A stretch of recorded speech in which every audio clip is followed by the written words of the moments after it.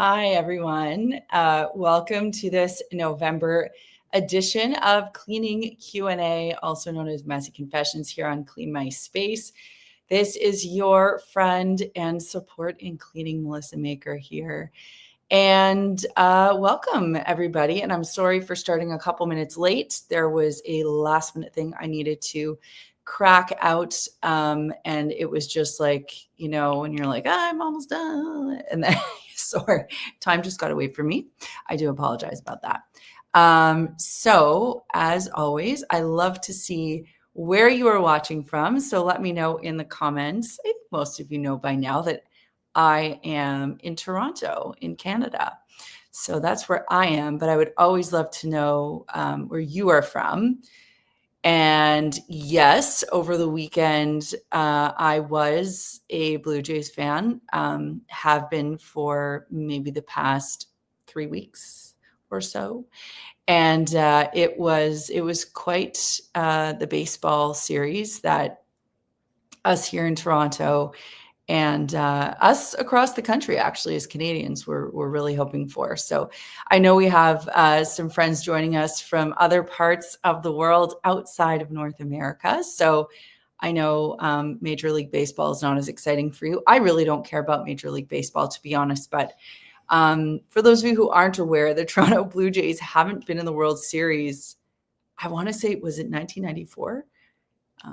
I think they won in 1993 and then they went back in 94 and then they didn't win. Anyway, I don't care about sports at all, but for us here in Toronto and Canada, it would have been a really big deal if they won and everybody was really excited and the Jays didn't win, but honestly, they did a really awesome job. And it's just a reminder, if we sort of take what happened to the Blue Jays and we bring it back, like they just kept hustling. And even though they were the underdogs, they worked real hard and they went up against the best team in the Major League Baseball league.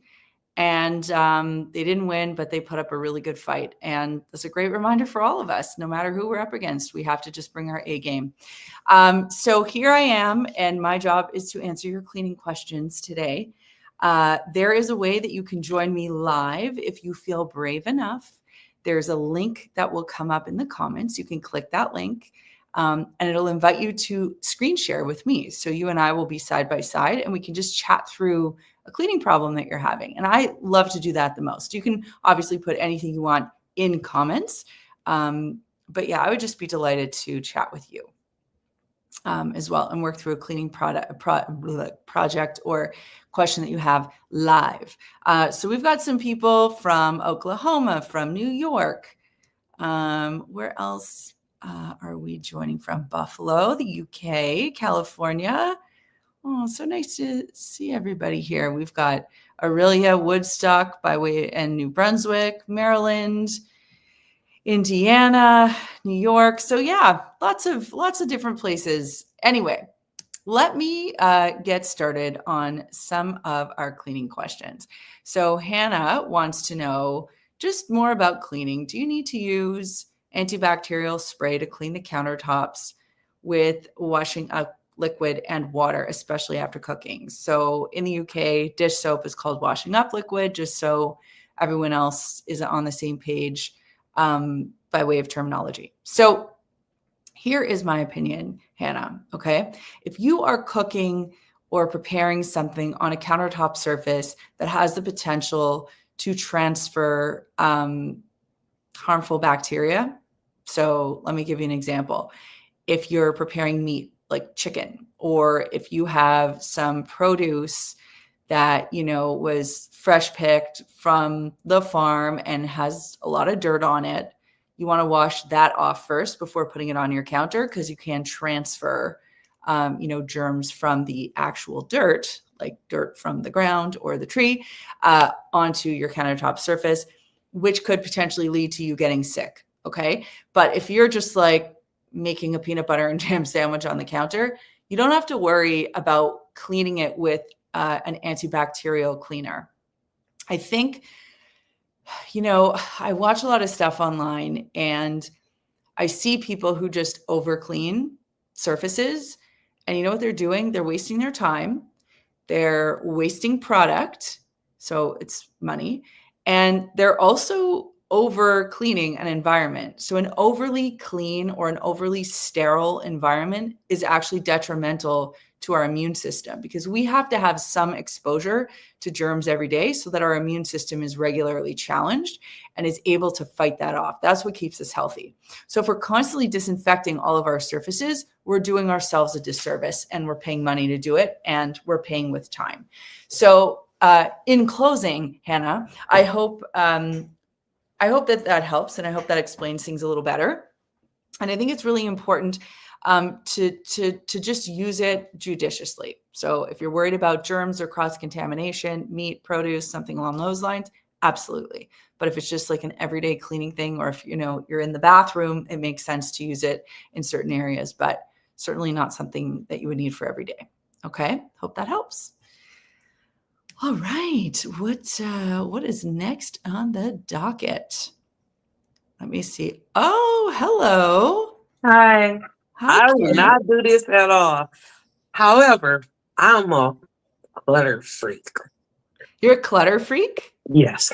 Okay. And I just got some stuff done and my closet is kind of empty. So I'm trying to determine what exactly should I put in there, because I'm going on a throwaway feast right now. So I'm Oh, throwing away a lot of stuff. And I you're don't in. need to keep stuff that I don't, it's gonna put it back like it was cluttered. I'm You so know? excited. This is like the best possible place you could be right now, because you're redoing your closet, everything's out of there, and this is when you get to pick what to put back. So if we're thinking about what to put back, first of all, do you live in a 4 seasons place, or just like a rainy season and warm season place? 4. Okay, so me too. So what I do is I separate all of my spring summer stuff, and I don't even put that in my closet for fall winter. So if you have everything out of the closet right now, consider just putting back your warmer weather stuff, or colder weather stuff, your warmer stuff, if you will, and then Wait a minute. store it. Yes. Um, Not the bedroom, not the closet Oh, in the bedroom, the okay. hallway, Oh, like the hallway. toiletry, tile, stuff like that. Oh, I really can't.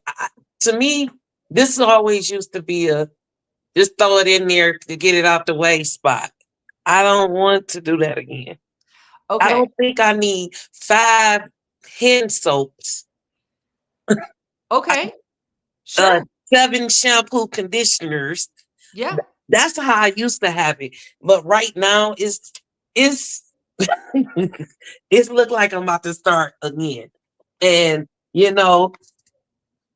this is my hair stuff. Yeah. I don't even think I need this much hair stuff. So it's like, this stuff left over because we was working on something. This will go back in the toolbox. This won't be. Okay.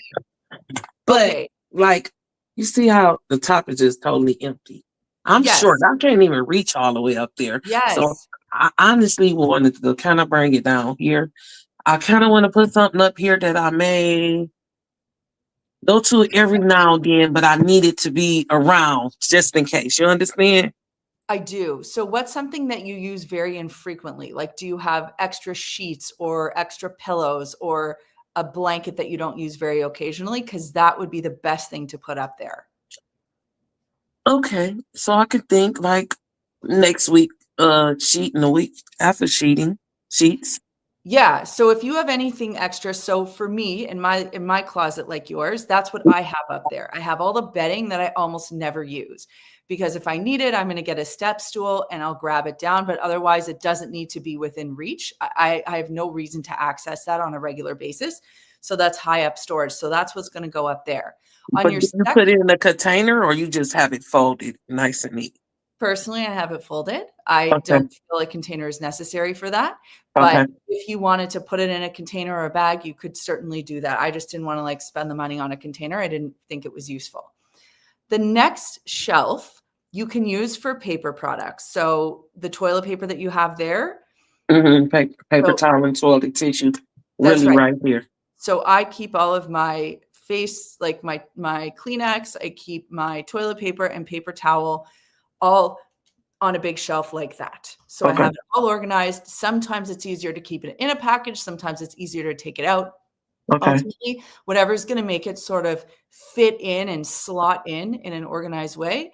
And then anything else above and beyond that, as you said, you don't need 5 hand soaps and 7 conditioners. Like, don't buy more. And if it's on sale and you want to, keep an extra stock, put that in your basement or storage or whatever. But then it's just like you're kind of storing things in 2 places. So I try not to buy tons and tons of that stuff. Like, I'll just buy, okay, I need more toilet paper. I'll buy 12 more rolls or 6 rolls of paper towel or, 6 boxes of Kleenex. Cause I'm not going to get like 100 boxes, even though I could go to Costco and do that. I just don't want to store that much stuff.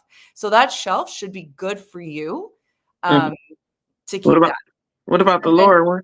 The lower shelf. Now I want to talk about kind of baskets and bins.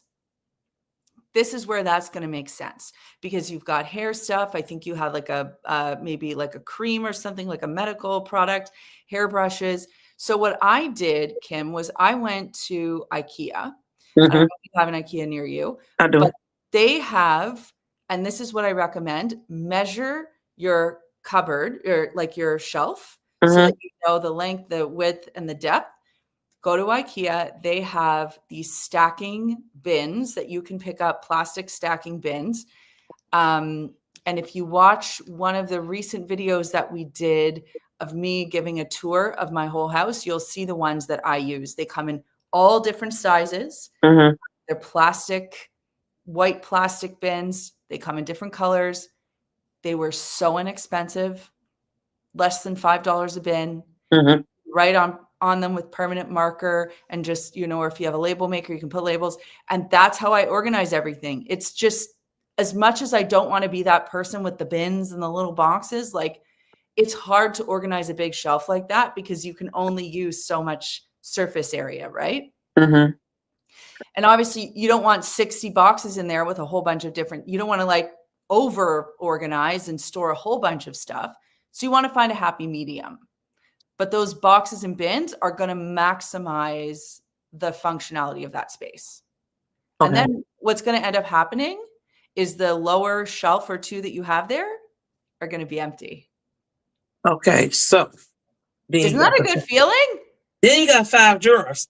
Yeah, perfect. So now you have 5 drawers and you can figure out what else to use those for. So if you have things, around the house that you weren't quite sure where to put them, like, I'm just trying to think of examples off the top of my head, but I might make one. I may make one like a medicine drawer, I guess. Yeah, perfect. Because I do, but then I got some essential oils and a lot of different oils. So toothbrush. I don't. My bathroom is not done, so therefore, stuff that normally would be in the bathroom, I may have to put in the hallway right now because it's under construction. Well, that's okay because now you freed up some space. And honestly, let me just congratulate you for taking the first step because I know how much work that takes to get to where you even got right now. So be really proud. You do not want to know what this looked like before this. This is bad to me, and I'm having anxiety. I'm having anxiety that I don't want it to go back to what it was. Yes. Okay, that's reasonable. That's the thing. We can work on that. We can work on that. You know what to do now. You got this. Now I'm gonna hit you. How often you go live? Once a month. First Monday of the month. So next month I'm gonna hit you up. And you're gonna show us? I can show you, but I'm gonna hit you up on organizing this. Perfect. Let's do it. You see this room? But it may already be ready when I get a chance. So this is gonna be my craft room. My son moved out, so now I'm exploring my house and starting to do things here, there, everywhere. Perfect. It's a work in progress, Kim. Keep up the great work. Thank you, and have a nice day. You too. You too. Awesome. Okay, so I have a question here about Pink Solution, and it's from Moody Boobs Jana. I love that name. I'm curious if you still use Pink Solution for anything, and if so, what do you use it for? At the moment, I only really use The light mix is an all-purpose cleaner. Okay, so Pink Solution is a product that is similar to BioClean Back Out. So for those of you who aren't in North America, it's an enzyme-based cleaner. Something similar, but not exactly the same, would be Universal Stone, which is available in the EU.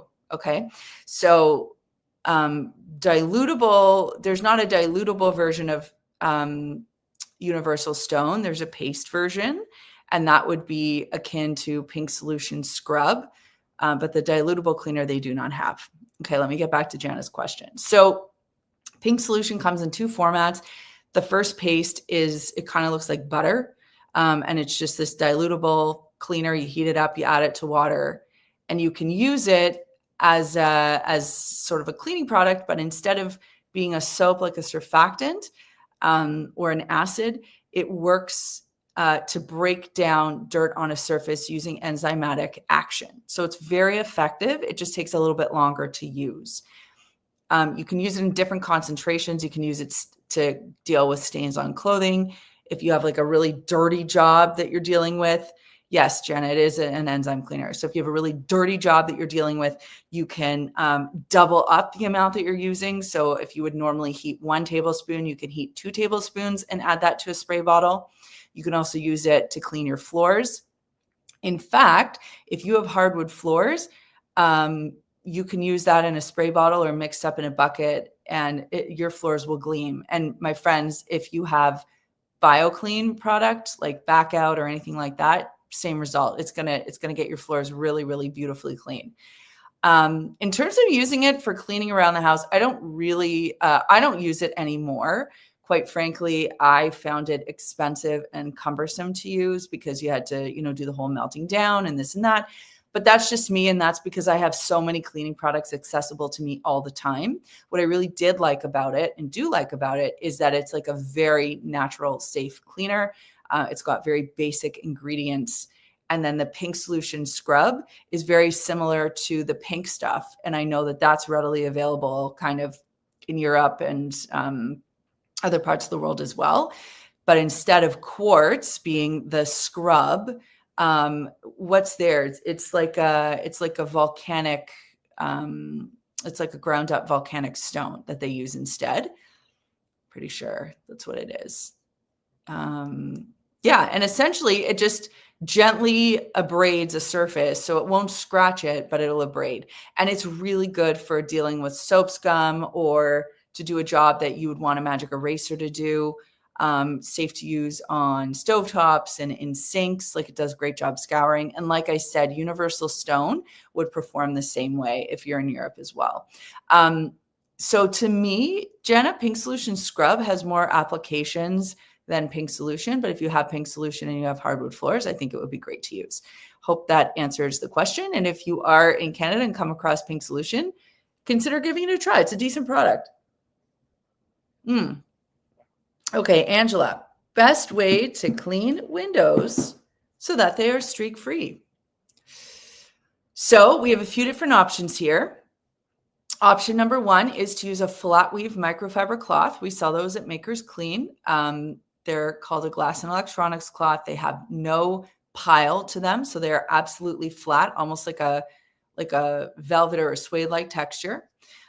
You can use that with a little bit of vinegar and water. Something else you can use on windows, similar to the conversation we were just having about abrasion, is you can use a teaspoon of cornstarch. If you're going to make your own glass cleaner, which I highly recommend, do equal parts white vinegar and water, and then add a teaspoon of cornstarch. And the cornstarch is just going to help to rub off any of that difficult crap that's stuck to the window.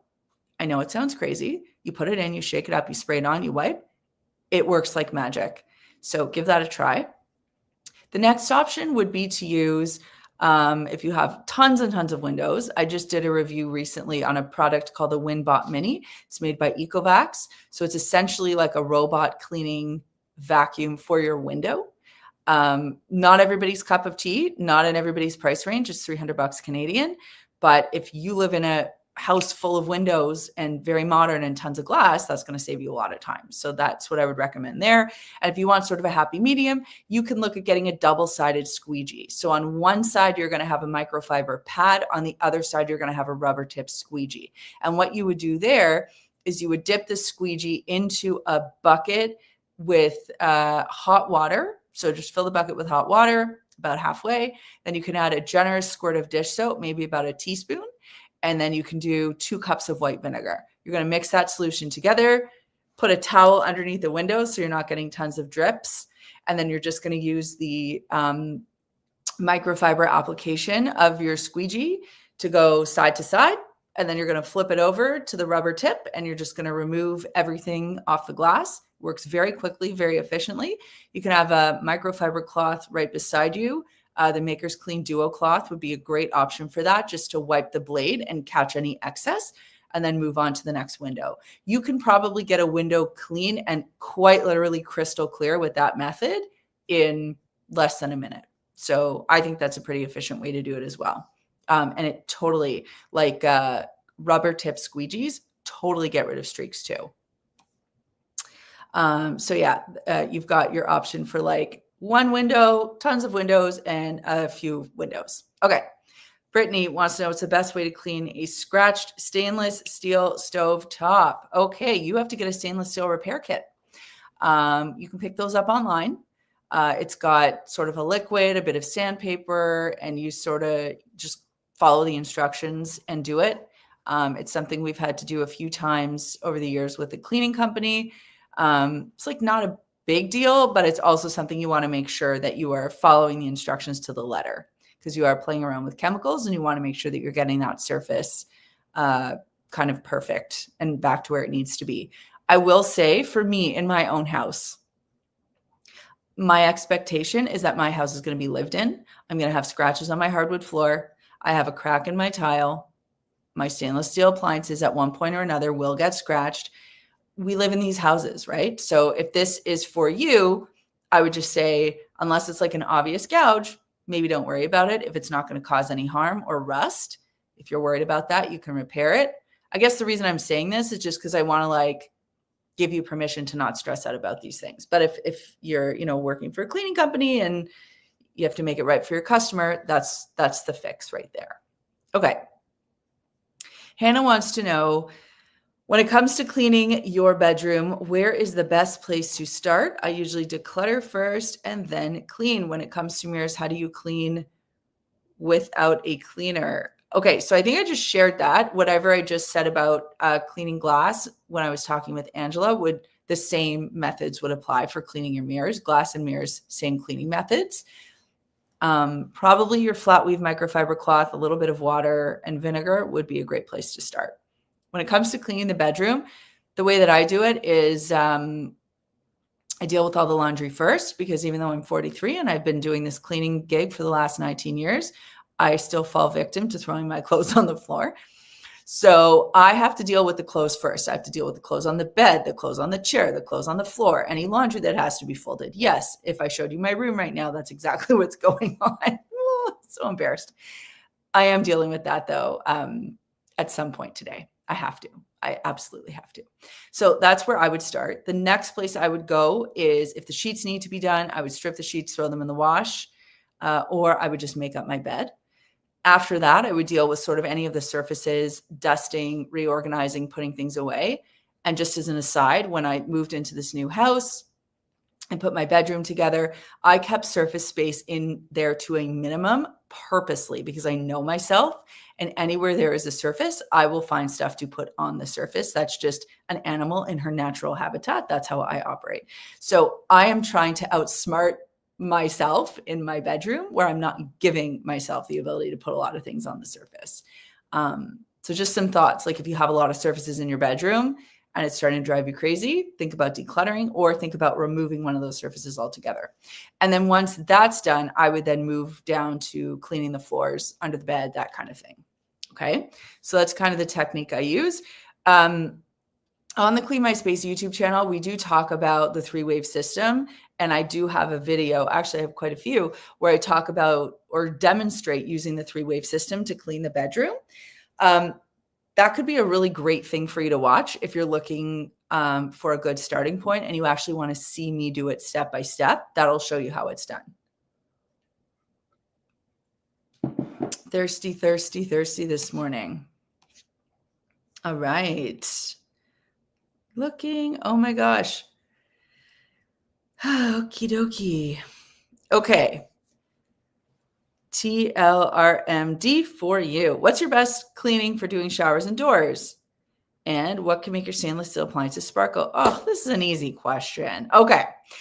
Best cleaning for showers indoors. I'm going to give you a few different options. So the first option, we're going to cover enzyme cleaners. So I already talked about Pink Solution.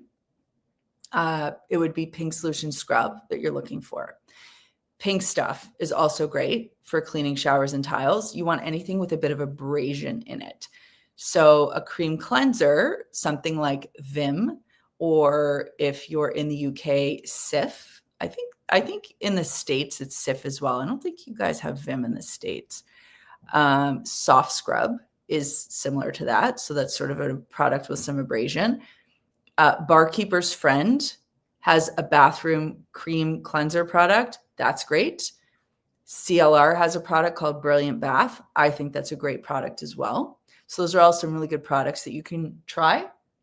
If you want to make your own, if you want to do a DIY scrub, you could do about 1 part dish soap to 3 parts baking soda. So in whatever sort of, what's the word I'm looking for here?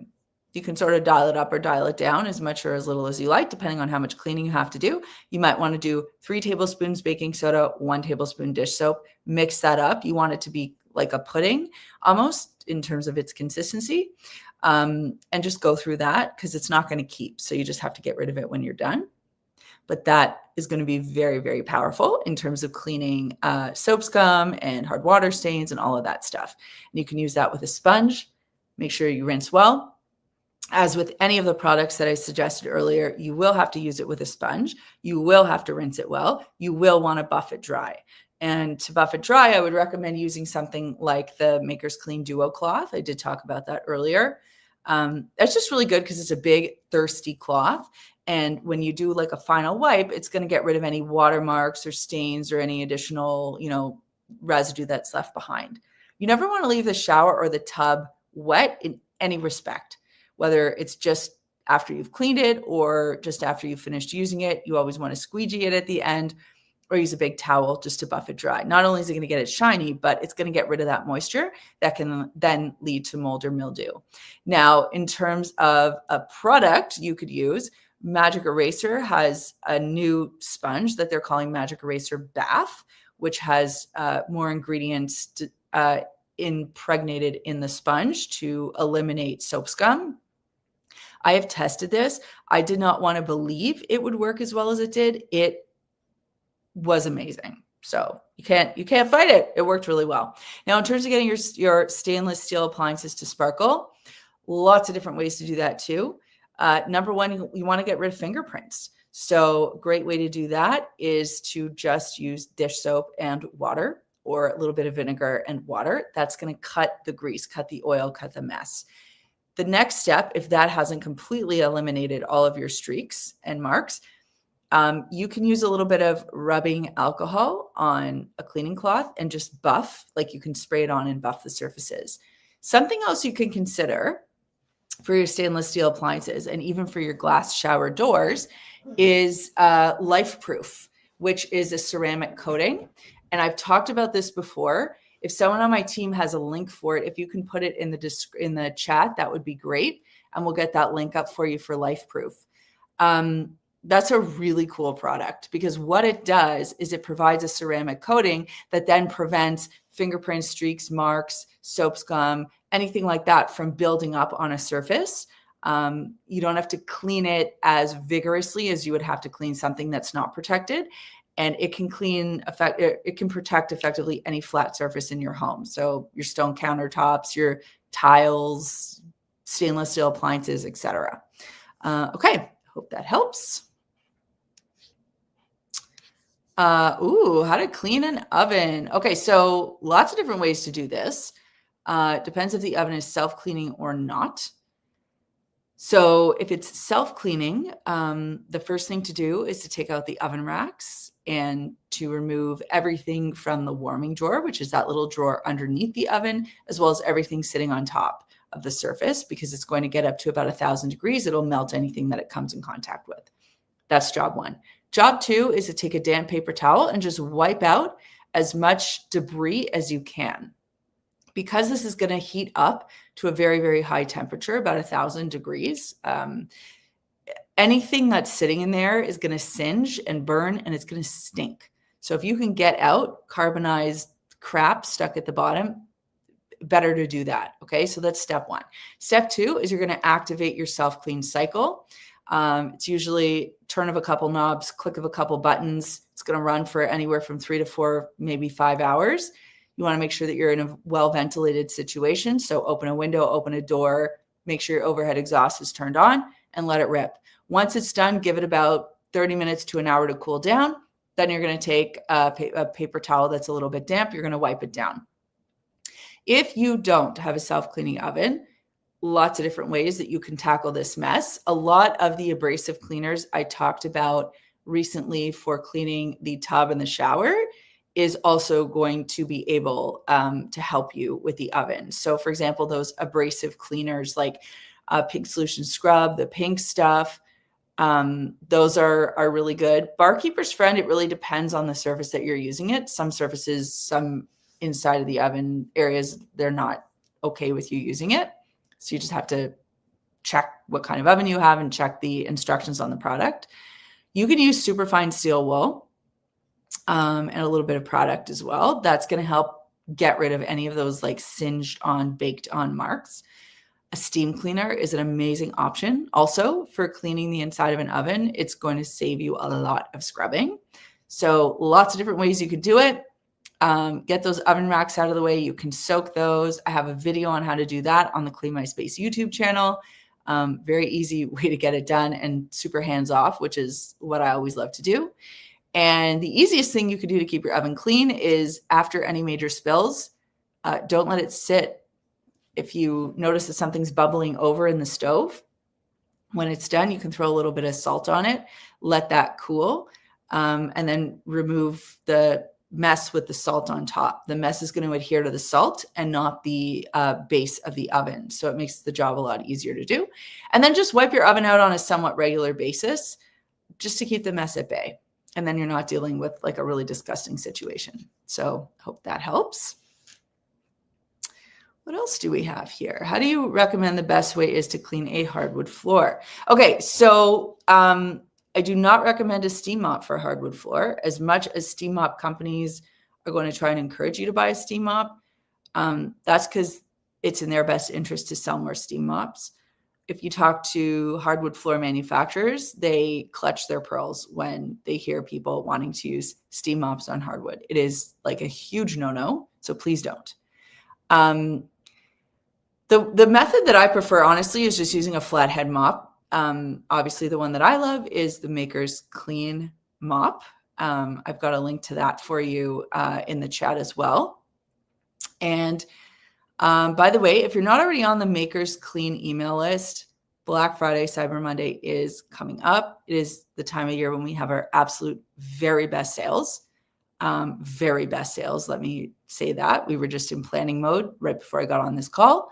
Lots going on Black Friday. So I'll get a link for you in the chat as well, where you can sign up to the Maker's Clean Insider, which is our newsletter, if you haven't done so already. So that's really important. Okay, so our taco shaped mop is great because you have mop pads that you can use on both sides. It applies pressure evenly, whereas other flathead mops that are sort of rectangular, they can't evenly distribute pressure. So even if you're pushing down really hard, it doesn't disperse out to both ends. You're wasting a lot of energy, not getting as good a result. So the flathead mop is the best way. The other reason it's great is because it's not leaving a lot of moisture behind. And hardwood floor doesn't like moisture. It leaves streaks, and it's also not healthy for the floors, if you will. A spin mop, Twist Mop, like they're okay, but again, like they're not my favorite because they do leave streaks. And then there are now these like vacuum mop combo tools. So High Zero has one, Dyson has one, Shark has one. They're, robot vacuums that are mopping and vacuuming as well. I have 2 of those items upstairs. I'm testing them out and like they work, they're okay, but I still think you get the most detailed clean with a flathead microfiber mop. So I hope that answers. And then in terms of product, like I was saying, the Pink Solution mix, the enzyme cleaner or back out, if you have the ability to sort of whip that up and use it as a diluted cleaner, that's amazing for hardwood floor because it's going to lift up all of that grease and oil and dead skin, from the bottom of our feet. It's the best as far as I'm concerned. Vinegar and water is also great. A little bit of dish soap is great. It's as long as you're not using too much product, it's going to leave it sticky underfoot. You're in good shape. Okay. Non-self-cleaning oven. Okay, so I did walk through those techniques. So I hope you got all that info. Definitely let me know if you have any more specific questions about that. Okay, Dolores, I have major dusting to do and don't know how to approach it. Do I need 2 cloths for each item, one for applying product and one for buffing? And how do I clean ceiling fan wooden blades? Okay. Let's start off with the dusting question. So I think the best place to start anytime you're dusting is to think about doing dry dusting first. So remember, dusting is separate from cleaning, okay? Like when we're cleaning and we're using like a wet product, like an all-purpose cleaner or a glass cleaner, we want to make sure that whatever it is that we're cleaning is completely free of dust and dirt and debris. Because if we get that wet and then we wipe it around, we're like applying glue to that surface and you're now going to have stuff sticking to that surface. So if you're cleaning a vase, for example, you want to dust it first, then you want to clean it second. That's kind of what I call 2-step cleaning. So Dolores, I like to have a dry cloth for my dry dusting, and that would be like a dry terry style microfiber cloth, or what we call a general purpose cleaning cloth that makers clean. You're just going to kind of fold it in quarters, dust the product or dust the item. I like to dust it over the floor. I don't want to dust it over a shelf or over another item that I've already cleaned. So just sort of physically turn your body, dust it over a floor, then kind of put it to the side. Pull everything else down from that surface, repeat. So you're going to sort of do your dry dusting with the same cloth over the floor, not over the shelf, put everything down.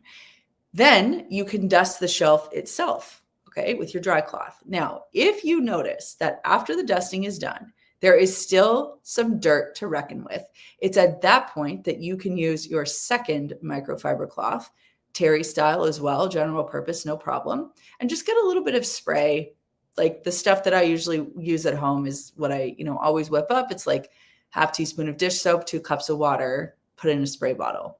Okay. I would spray the item or the cloth, and I would use the second cloth for my, let's call it wet work. And then I would wipe whatever the item is. You can wipe the shelf, whatever it is that you need to do. Once everything is dry, you can then replace it back on the shelf. So that's kind of the dusting technique that you want to use. That way you're avoiding getting any of the surfaces dirty. And, you can kind of keep track of your wet cloth and your dry cloth. What some people will do is they'll put a dry cloth on their shoulder and they'll have the wet cloth in their hand, or they'll have like a wet cloth in one pocket, a dry cloth in the other pocket. Lots of different ways that you can do it, just so that you know kind of what you have. And you're not mixing it up. And microfiber cloths are so durable, if you will, like they can hold over 8 times their weight in water. At least ours can, like the good quality ones can. So it's not like you're burning through tons and tons and tons of cloths. Okay. And the buffing that you're talking about, the buffing will happen when you're sort of doing the wet work, right? Like you'll sort of wipe it in. If you're using a microfiber cloth, it's not going to be like soaking wet. So you don't need to buff it dry. But if you do notice any streaks, you can use a dry microfiber cloth to do the buffing.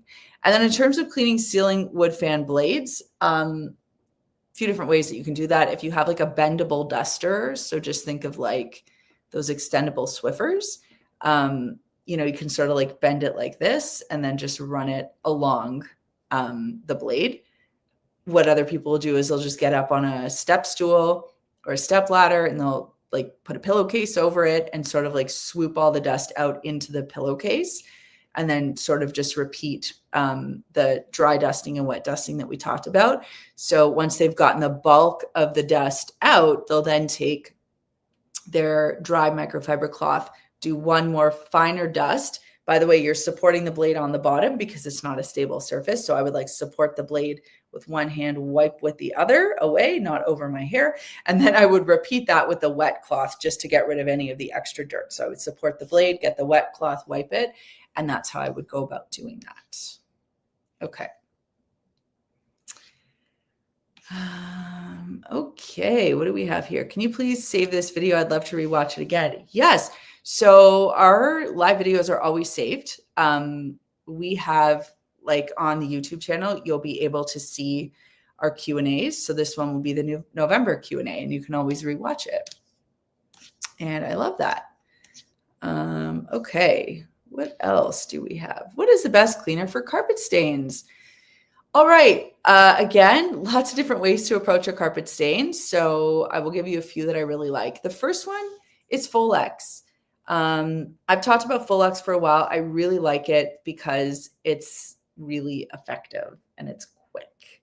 So specifically, it's good at dealing with color stains. So I've used Folex to get rid of like marker and blood and food and. So it's really good. I just have it sitting under my kitchen sink. It's very readily accessible. Goes a long way. So I like that. Other things that are great for getting rid of carpet stains. So Dawn Power Wash can be really good too. I also have that present. Dawn Power Wash is something I would use more for like a food or a grease stain, something like that. If like a little bit of food gets on a carpet or something, I would use that. Even for something like chocolate, I think it would be a good option. You want to make sure that whenever you're using product on a carpet that you're not over treating with the cleaning agent, because the more cleaning agent that's in there, the more rinsing you're going to have to do. And if you're not able to rinse all of it out, you're then going to deal with like a sticky section on the carpet. That sticky section is going to attract dust and dirt, and then it's actually going to look darker. I call those cleaning ghosts because they're like memories of messes past, right? Like it's a little circle and it's like a little dirtier than everything else. It's going to drive you crazy. So just make sure that you're using less product than you think you need. Blotting and scraping, cold water, be gentle. You can also get one of those miniature carpet cleaning tools, like a little Bissell green, like little green, I think they're called. Those little guys that you can take around also can be very, very helpful for dealing with stains. All right. What's the best cleaner for vents in the winter? So I would say just vacuuming them on a regular basis. So using your brush attachment on your vacuum and just running that across the vent. I recently came across something. I actually think I have it on my desk, and the team and I are planning to film a little video for this on Instagram. I'm going to show you what it is because I think it's really clever. And it's these little vent nets. So if you have these rectangular shaped vents, essentially you take off the vent cover, you put this down, and then you put the vent cover on top. And then when your kids throw like Lego and Cheerios and toys and pipe cleaners and all that stuff down, you just take this out instead of having to worry about that crap getting into your ducts. Now, the problem is in my house, I have these little round vents because I don't know, the system is supposed to be high efficiency. I don't exactly know. It is what it is, but I can't film it at my house. So we have to find like a plan B. But that's going to be coming up. We'll post that on Instagram and we'll get it out on Shorts as well. But that's a pretty cool thing to do. And just a little friendly reminder, every 5 years, you should have your ducts cleaned. And also, just a good reminder in general, my friends, today, hear it from me first, change your furnace filter. I just did mine last week. Okay. What do we have next here? Sorry to go back to the oven. No, don't apologize. Let's talk about the oven. Is it safe to lubricate the hinges on an oven or would it burn? I don't know. It's a really good question. I feel like that's probably a better question to ask the manufacturer. I mean, I'd love to say just use WD-40, but I don't know if we want to use WD-40 in an area where we're cooking food. So I would say to consult the manufacturer on that one. I'm sorry. I wish I had a better answer for you. Okay, Kathy. Just jumping in here. So maybe this is already addressed. I have a walk-in shower, glass doors with marble tiles. Can I still use vinegar on the glass doors to help get rid of soap scum? Yeah, but you don't need to. Like, honestly, Kathy, what I would do is I would use the Magic Eraser bath. I would skip the vinegar altogether. For me, it's too risky because you have marble tile. You're going to deal with the risk of potential marring. So I want you to think about it like what vinegar can do to marble is similar to what bleach can do to clothing. Okay. You're not going to get like, if you've seen like a black shirt with a bleach stain on it, you're not going to get like that overt orange stain, but it's going to do the same thing. It's going to be like you have shiny white marble and then you're going to have this obvious like matte white stain on it. It's very obvious and it's going to drive you bananas. So just do yourself a favor and avoid the vinegar altogether. Switch to something that is not going to cause trouble. And the Magic Eraser bath would be my favorite for that because it's not going to drip. Okay. So you don't have to worry about liquid gone wild. So I think that's a good option for you. Okay. All right. Just wondering, drain cleaning. Why leave the baking soda 1 hour before pouring in the boiled vinegar? What is the baking soda doing if it just sits there? So good question. And by the way, thank you for being a subscriber. A Clean My Space, a community member of Clean My Space. Thank you so much. Okay, so here's the deal. And I actually just did this morning. If you look on the Clean My Space Instagram, you'll see that I did this, but I didn't use vinegar. I actually just used hot water.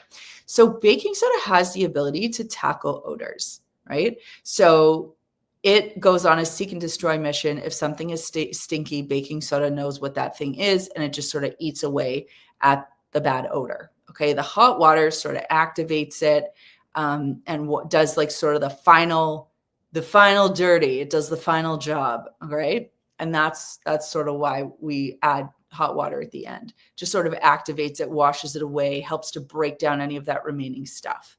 And that's what I did this morning. I just put like a half cup of baking soda down both the kitchen drains, let it sit. I set a timer, then I boiled up some water, dumped it down the drain on both sides of the kitchen sink.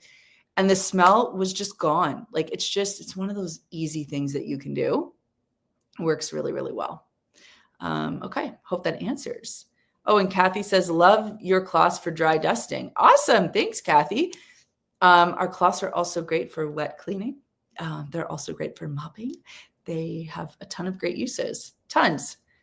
Thank you. And yeah, go to Makers Clean and don't forget to sign up for the email, the Makers Clean Insider, because we got lots of Black Friday stuff coming up. Okay, Mira, let's get to your question. What works well for urine removal? Okay, best thing for urine removal is an enzyme cleaner. So what you need, and it depends, like, is it human urine from that cute little baby there, or is it animal urine? So they're slightly different. But in terms of dealing with them, you want to use an enzyme-based cleaner. So two that I really like, Rocco and Roxy and Angry Orange, both are available on Amazon. And yeah, you can't go wrong. You spray it on, you let it sit for a prescribed period of time, and then you're going to rinse it off and then clean whatever the area is. Puracy is also, like, the Puracy stain remover is also an enzyme-based cleaner. So you can use that to get rid of urine stains as well. Okay, so here's one, Get Rowdy. How do you clean your toilet brush or pumice stone?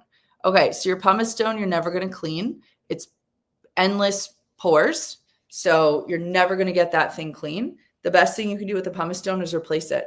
So if you're using your pumice stone to scrub a toilet clean, make sure that you rinse it well, you dry it after, and then consider replacing it every couple of months, because it's just, you cannot clean it. And if anyone tells you you can, please just stop following them. And then your toilet bowl brush, easier. What you can do is you can just fill a bucket with OxiClean and hot water. So fill the bucket halfway with hot water, add in a scoop of OxiClean. When I say hot water, it should be boiling.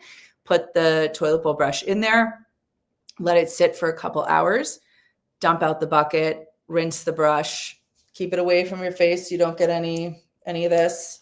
All right. And then just dry it on a towel, and not a good towel, like towel you're using to wipe the dog's paws, like not the one you're giving to your guests. And that's it.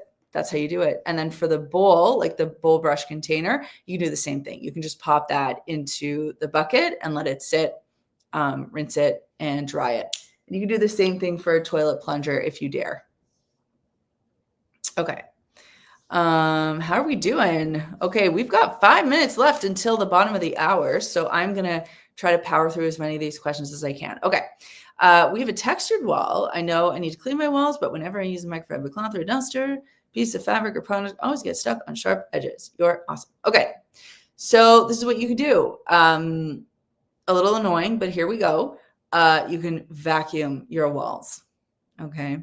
So the vacuum head that you would use for a hard floor surface is going to have bristles on the bottom. The vacuum head that you're going to use for a carpet is going to have no bristles. So you want bristles. And what those bristles will do is kind of like a toothbrush. They're just going to help to brush the dust off the surface and then suck it up at the same time. So that's what you're going to do. And hopefully you have like a stick vacuum where you can do that. You're absolutely right that if you have a textured wall, it's like cleaning a popcorn ceiling. You're going to get little pieces of fabric stuck in there. Another thing you could do, I'm just trying to think, if you had a wet, dry vac, and it had like a blower mode as well as a suction mode, you can switch it into the blower mode and you can sort of just like blow. Almost think of it like using compressed air to clean a keyboard. You can just sort of like blow air on the walls, let all the dust fall to the bottom. That would be another option as well. All right. I just want to do a little reminder. The Dirty Dish is our email newsletter.